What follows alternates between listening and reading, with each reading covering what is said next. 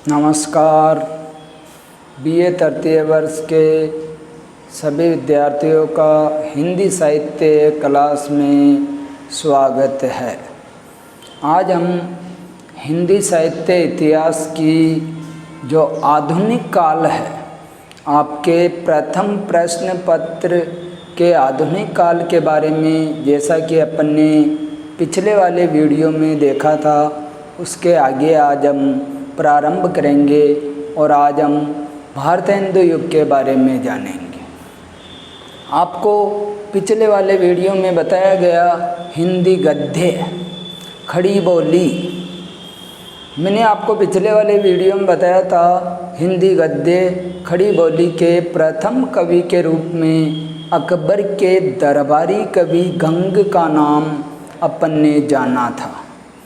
उसके बाद राम प्रसाद निरंजनी हैं। तो आज हम भारतेंदु युग के बारे में जानकारी प्राप्त करते हैं। उससे पूर्व आपको बता दूं, आधुनिक काल के अपने 3 नाम, जो आधुनिक काल नंबर 1 राम कुमार वर्मा के द्वारा ये नाम दिया गया।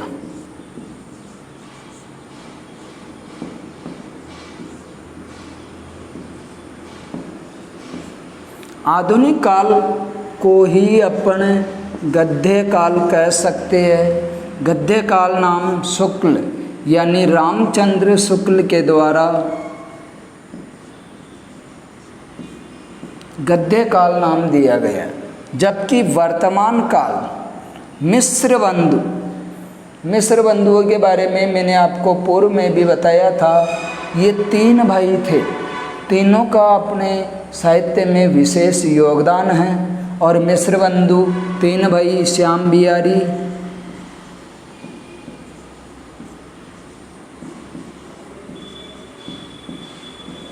सुखदेव बिहारी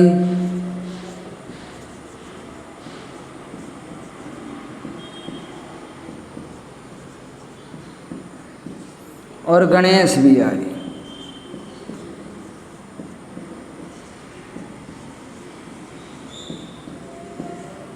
साहित्य में इन तीनों भाइयों को मिस्र बंधु के नाम से जाना जाता है। और ये आधुनिक काल के अपने अलग अलग नाम, गद्य काल कह दो, वर्तमान काल कह दो, आधुनिक काल कह दो, बात एक ही है। अब ये नामकरण किसके द्वारा कैसे क्या दिया गया है वो आप देख सकते हैं। इससे पूर्व अपन ने आधुनिक काल के बारे में जाना था, आधुनिक काल के उपभागों के बारे में जाना था। आधुनिक काल में भारतेंदु युग, द्विवेदी युग, छायावाद, प्रगतिवाद, प्रयोगवाद, नई कविता, साठोत्तरी कविता, उसके बाद नवलेखनवाद, यह आधुनिक काल के उपभाग हैं। आधुनिक काल का प्रारंभ भारतेंदु युग से माना जाता है। अब हम देख सकते हैं हर एक जगह अपन देखते हैं, जैसे आधुनिक काल में भारतेंदु युग, द्विवेदी युग, सरे द्विवेदी युग, भारतेंदु युग अधिकांश युग लेखकों के नाम के आधार पे ही उस युग का नाम बन जाता है, क्योंकि उस समय के प्रमुख लेखक के रूप में जो होते हैं उसी के आधार पे उस युग का नाम परिवर्तन हो जाता है। अपन भारतेंदु युग की बात करें, भारतेंदु युग के प्रमुख भारतेंदु बाबू हरिश्चंद्र, जो माँ भारती के लाडले, अल्पायु में उन्होंने बहुत कुछ किया था। उन्होंने जो भारतेंदु युग है 1850 में उनका जन्म हुआ, किंतु फिर भी हम 1850 से 85 उनका अवसान भारतेंदु जी का, किंतु 1900 तक हम भारतेंदु युग का समय मानते हैं। और सी पुस्तकों में आपको इन युग के बारे में थोड़ा थोड़ा अंतर मिलेगा। तो ये अंतर आपको बता दूं, हर एक पुस्तक में आपको अलग अलग मिलेगा। युग परिवर्तन होता है तो ऐसा नहीं कि प्रत्येक युग लाइट के स्विच की तरह ये बटन दबाया और प्रारंभ हो गया, नहीं। किसी युग के पतन और किसी युग के प्रारंभ में कुछ समय लगता है। और इसी कारण आज हम देखते हैं भारत हिंदू युग बहुत से स्थानों पे 1900 से 1920 है, कुछ स्थानों पे 1900 से 1918 है। तो ये 1-2 वर्ष का अंतर लगभग चलता रहता है, किंतु फिर भी सर्वविदित तथ्य, सर्वमान्य तथ्य मैं आपके सम्मुख प्रस्तुत कर देता हूँ। अब भारत हिंदू युग में अपन बात करें तो यहाँ हिंदी साहित्य में जो भारत हिंदू युग किसका भाग है? आधुनिक काल का। हिंदी साहित्य में आधुनिक शब्द से तात्पर्य मध्यकाल से भिन्नता और नवीन दृष्टिकोण, नवीन अलौकिक दृष्टिकोण से है। यानी हिंदी साहित्य में आधुनिक शब्द से तात्पर्य यदि अपन ले तो मध्यकाल से भिन्नता, यानी मध्यकाल से बिल्कुल अलग, और नवीन इहलौकिक दृष्टिकोण यानी नवीनता का समावेश इसमें किया गया है। यही आपके आधुनिक काल कहलाता है। आधुनिक काल के प्रथम कवि या फिर खड़ी बोली के प्रथम कवि की बात करें तो खड़ी बोली के प्रथम कवि अमीर खुसरो को माना जाता है। यानी खड़ी बोली के प्रथम कवि माने गए अमीर खुसरो, जिन्होंने खड़ी बोली का साहित्य में प्रचलन किया। अमीर खुसरो को हिंदी साहित्य में इनका उपनाम हिंदी का तोता भी है। इन्हें हम हिंदी का तोता भी कहते हैं।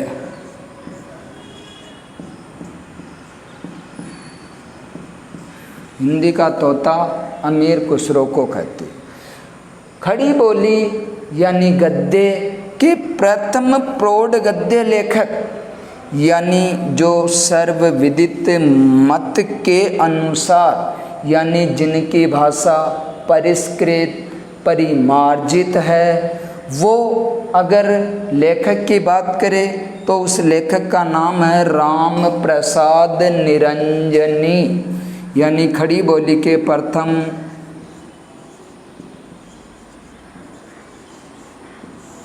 लेखक की बात करें तो राम प्रसाद निरंजनी, और इनके द्वारा लिखित ग्रंथ का नाम भाषा योग विशिष्ट है।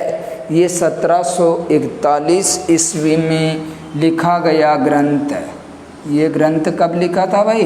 1741 में ये ग्रंथ लिखा गया था। भाषा योग विशिष्ट प्रथम खड़ी बोली की परिमार्जित सुसभ्य भाषा में लिखी गई पुस्तक मानी गई। अब खड़ी बोली की प्रमुख रचनाओं की हम बात करें, यानी प्रारंभिक तौर पे जो खड़ी बोली, यानी खड़ी बोली को ही गद्य कहते हैं। तो सर गद्य क्या है? खड़ी बोली क्या है?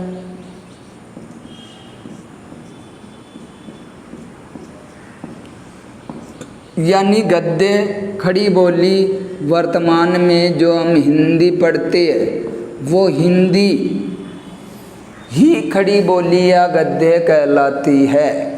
अब खड़ी बोली की प्रमुख रचनाओं की बात करें तो प्रमुख रचनाओं में जैसे कि मैंने पूर्व में बताया, अकबर के दरबारी कवि गंग के द्वारा 1570 ईस्वी में लिखी गई रचना का नाम है चंद चंद बरनर की महिमा। ये रचना 1570 ईस्वी में लिखी गई थी। ये रचना अकबर के दरबारी कवि गंग के द्वारा लिखी गई थी। खड़ी बोली की अगली रचना की बात करें, भाषा योग विशिष्ट, जैसा कि अभी अपन ने जाना राम प्रसाद निरंजनी के द्वारा लिखित 1741 में प्रथम परिमार्जित परिष्कृत रचना का नाम है भाषा योग विशिष्ट। ये रचना कब लिखी गई भाई? 1741 ईस्वी में। और इसके लेखक का नाम राम प्रसाद निरंजनी, जो प्रथम प्रौढ़ गद्य लेखक भी माने जाते। अब इसके बाद खड़ी बोली में जो लिखी गई रचनाएं हैं, पद्म पुराण का भाषानुवाद, और ये रचना लिखी गई 1766 ईस्वी में। और इस रचना के रचनाकार पंडित दौलत राम माने गए हैं। ये भी खड़ी बोली की प्रारंभिक महत्वपूर्ण रचनाओं की बात हम कर रहे। इसके बाद खड़ी बोली की अगली रचना की बात करें, सुख सागर। खड़ी बोली की अगली रचना सुख सागर, जो 1818 में मुंशी सदासुख लाल के द्वारा लिखी गई रचना है। इसके बाद खड़ी बोली की अगली रचना की बात करें, नासिकेतोपाख्यान। इस रचना का दूसरा नाम रानी केतकी की कहानी भी है। और ये रचना 1800 ईस्वी में लिखी गई। ये रचना सदल मिश्र के द्वारा लिखी गई थी। तो ये अपने खड़ी बोली की प्रमुख रचनाओं की यदि हम बात करें तो ये इनकी प्रमुख रचनाएं हैं। अब हम आगे बात करते हैं भारतेंदु युग के प्रमुख साहित्यकार, यानी भारतेंदु युग में जो अपन ने देखा, खड़ी बोली गद्य की प्रमुख रचनाओं के बारे में जाना। खड़ी बोली गद्य की प्रमुख रचनाओं में छंद बर्नर की महिमा, ये 1570 ईस्वी में लिखी गई, कवि गंग के द्वारा ये लिखी गई। दूसरी रचना भाषा योग विशिष्ट 1741 में लिखी गई, ये राम प्रसाद निरंजनी के द्वारा लिखी गई। अगली रचना पद्म पुराण का भाषानुवाद, ये 1766 ईस्वी में पंडित दौलत राम के द्वारा लिखी गई।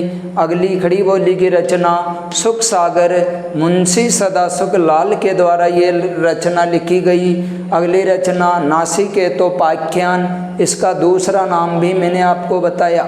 नासिकेतोपाख्यान का ही दूसरा नाम रानी केतकी की कहानी।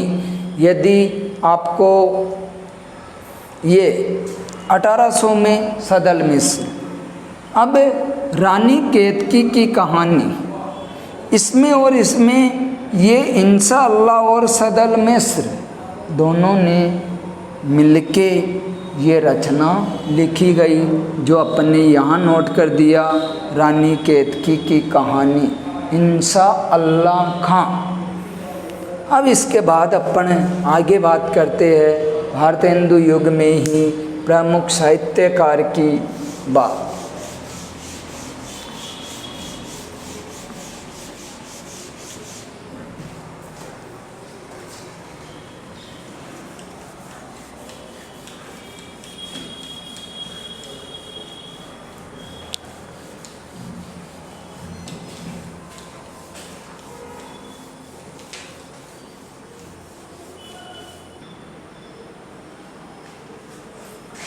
भारतेंदु युग के प्रमुख साहित्यकार।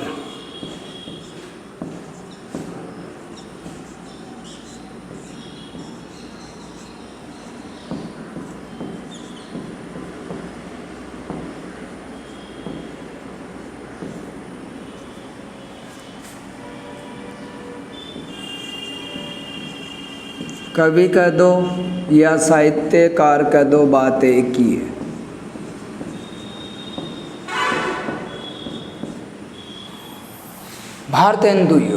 भारतेंदु युग स्वयं भारतेंदु बाबू हरिश्चंद्र के नाम से है, तो आपको यह तो विदित हो ही गया होगा।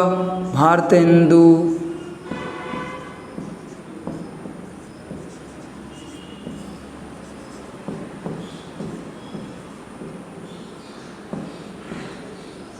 हरिश्चंद्र।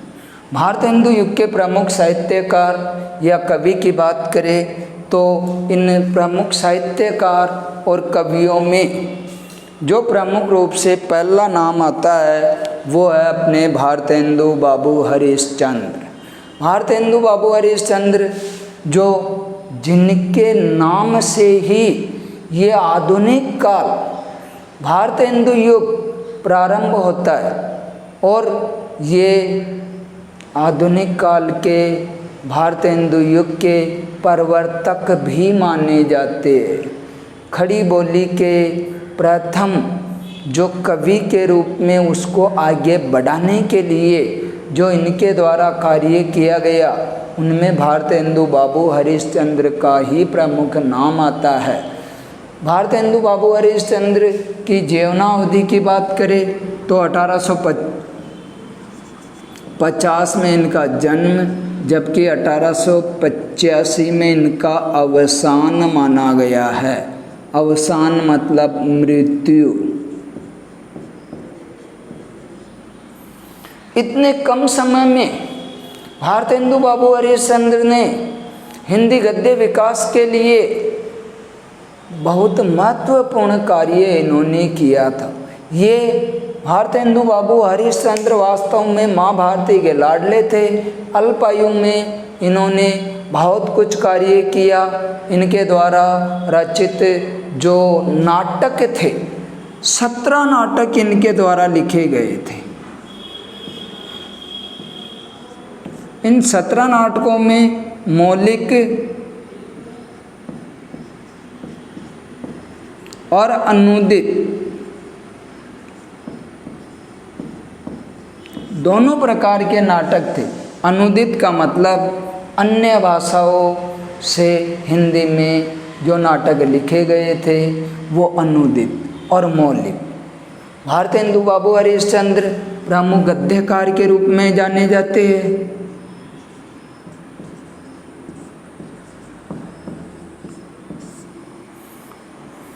अगले भारतेंदु युग के प्रमुख साहित्यकारों की बात करें, कवि की बात करें, ये प्रश्न आपके आ सकता है कि भारतेंदु युग के प्रमुख कवियों की जानकारी दीजिए, क्योंकि किसी भी युग में युग प्रवर्तक के रूप में एक इकल्ले कवि के द्वारा सब कुछ नहीं होता। उस मंडली यानी उनकी मंडली होती है, यानी अन्य कवि भी उनके संग होते हैं। तो यहाँ हम देख सकते हैं प्रमुख रूप से तो भारतेंदु जी है, किंतु इनके साथ साथ जो अन्य कवि की बात करें प्रताप नारायण मिश्र,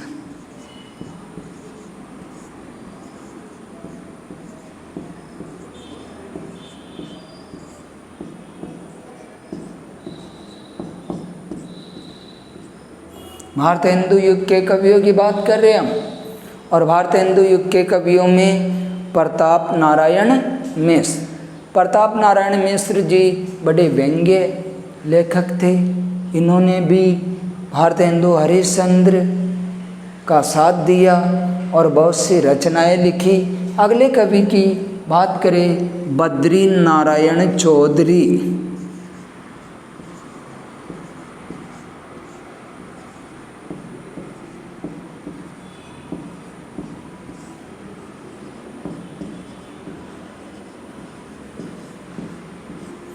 बद्री नारायण चौधरी जी का उपनाम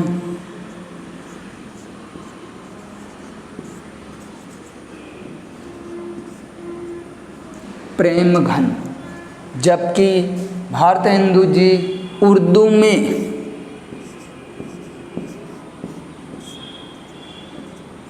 रसा उपनाम से रचना करते थे। कई बार पूछ लिया जाता है रसा कवि किसका नाम है, तो आपको ध्यान में रखना है रसा कवि भारतेंदु जी का नाम। आगे अगले कवि की बात करें पंडित बालकृष्ण भट्ट।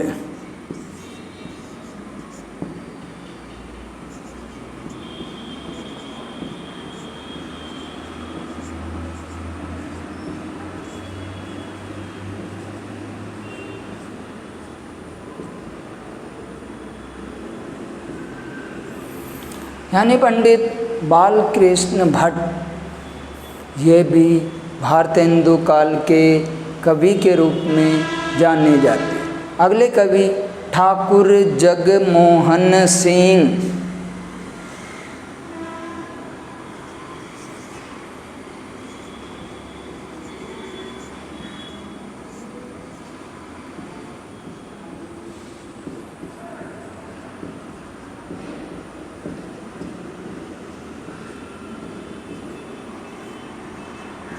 अगले कवि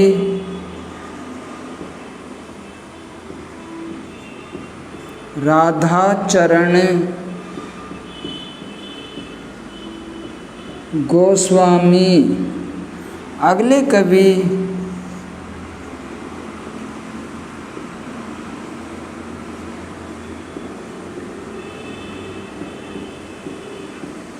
राधा कृष्ण दास। यानी भारतेंदु युग के प्रमुख कवि साहित्यकारों की बात करें तो आपको बिल्कुल एग्जैक्ट ध्यान में रखना होगा और ध्यान में इन कवियों के नाम, कभी कभी विस्तृत रूप में इनका विस्तृत अध्ययन यानी इनकी रचनाएं भी हमसे पूछ ली जाती है। तो अपने को भारतेंदु युग के प्रमुख कवि की बात करें, नंबर 1 सर्वविदित जिनके नाम पे भारतेंदु युग है, भारतेंदु हरिश्चंद्र। नंबर 2 प्रताप नारायण मिश्र। भारतेंदु युग भारतेंदु मंडली के कवि है।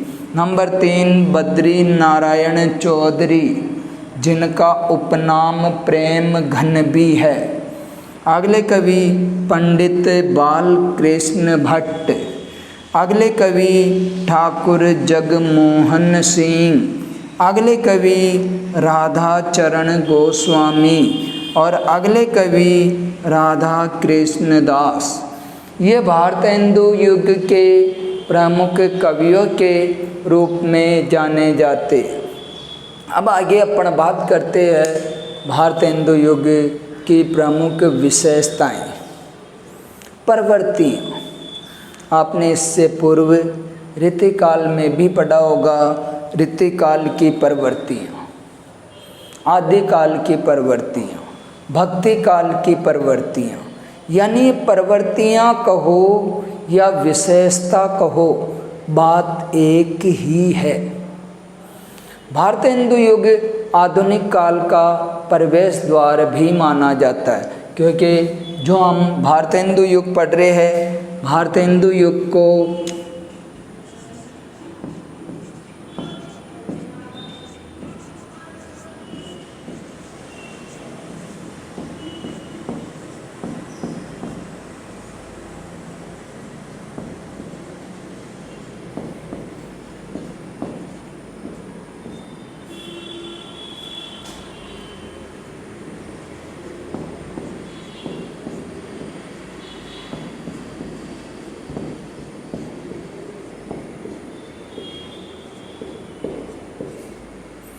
भारतेंदु युग को क्या कहते हैं?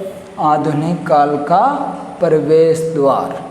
यानी भारतेंदु युग को आधुनिक काल का प्रवेश द्वार कहते हैं। भारतेंदु युग की विशेषता कहो, प्रवृत्तियाँ कहो, बात एक ही। यह आपके 16 अंक का बड़ा प्रश्न, आधुनिक काल में से 2 बड़े प्रश्न निश्चित तौर पे आते हैं और हर वर्ष आते हैं।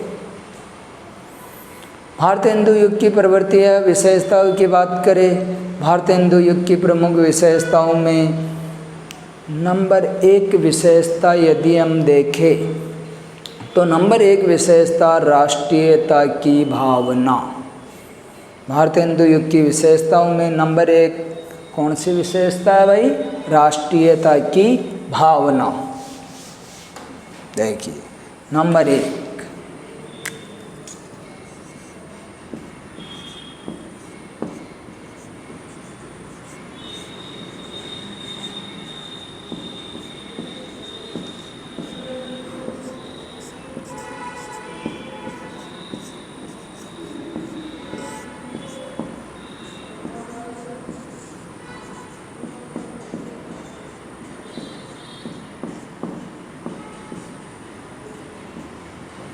भारत हिंदू युग की प्रवृत्तियाँ कह दो या विशेषता कह दो।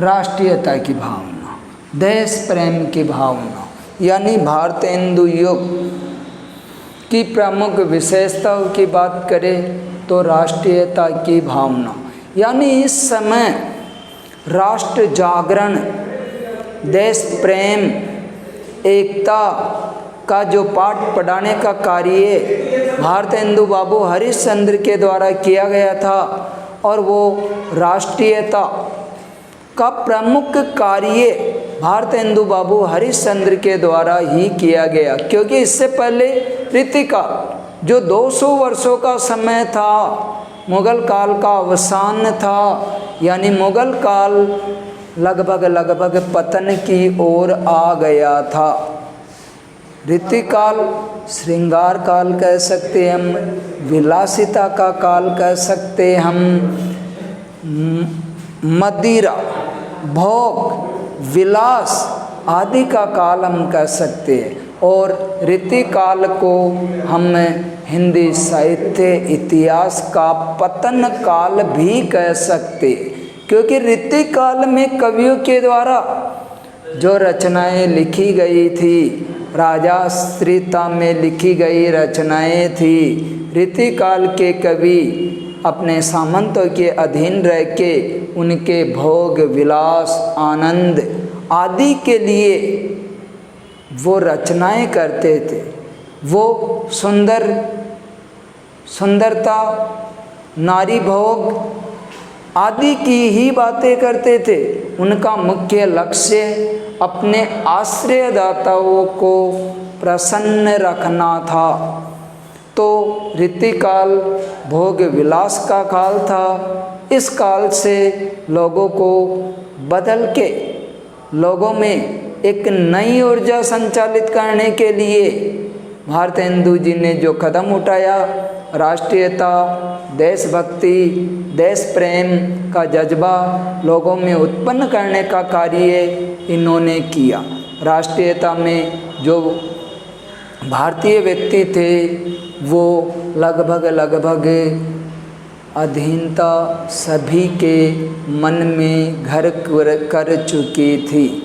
तो भारत हिंदू जी ने, भारत हिंदू युग के कवियों ने उन लोगों के मन से गुलामी की जो मन में सोच थी उसको निकालने के लिए लोगों में राष्ट्र प्रेम, देश प्रेम के भाव को उत्पन्न किया। और ये पहली विशेषता या पहली प्रवृत्ति अपने भारत हिंदू युग की देखना चाहे तो पहली प्रवृत्ति का नाम है राष्ट्रीयता की भावना। दूसरी विशेषता भारत हिंदू युग की देखें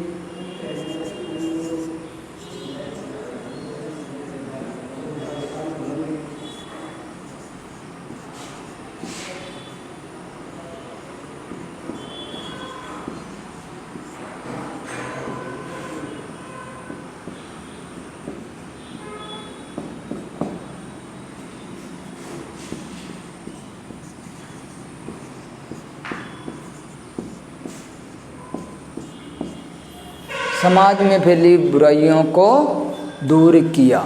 आज हम यहीं तक पढ़ेंगे। अगली क्लास में जो आधुनिक काल की विशेषताएं और प्रवृत्तियां हैं उन्हें हम पूर्ण रूप से देखेंगे। बहुत बहुत धन्यवाद।